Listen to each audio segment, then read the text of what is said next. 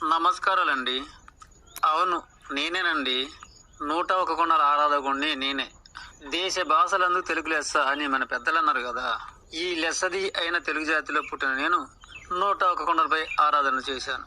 ఇది చెప్పుకున్నంత సులువుగా ఏమీ కాలేదు సుమా. అవునండి, ఏ మతం వారైనా ఏ కులం వారైనా భక్తితో ఏ దైవాలను ఆరాధిస్తున్నా తన కోసము తన కుటుంబాల కోసమే కదా.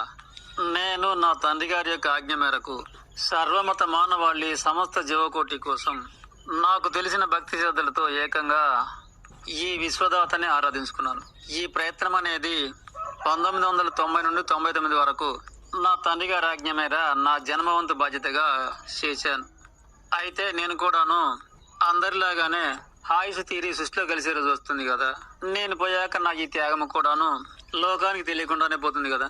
కనుక మా తెలుగువాడొకడు తనకు తెలిసిన భక్తి శ్రద్ధలతో తన తండ్రి గారైన రామబ్రహ్మచారి గారి ఆజ్ఞ మేరకు ఎంతో పట్టుదలతో విశ్వ జగత్తు క్షేమం కోరి 101 కొండలపైన ఆరాధనలు చేశాడట.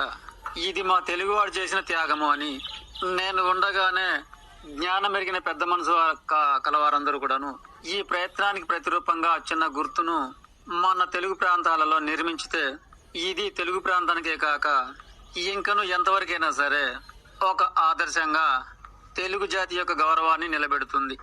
ఒక సామెత ఉండే, బర్రె బ్రతుకున్నంతసేపు గౌరవించకపోగా బడితతో కొడతారట. ఇక అది చనిపోయిన తర్వాత నిత్యము కూడాను బుడ్డి నిండా పాలిచ్చే బర్రెని అది చనిపోయినాక ఏడుస్తారట.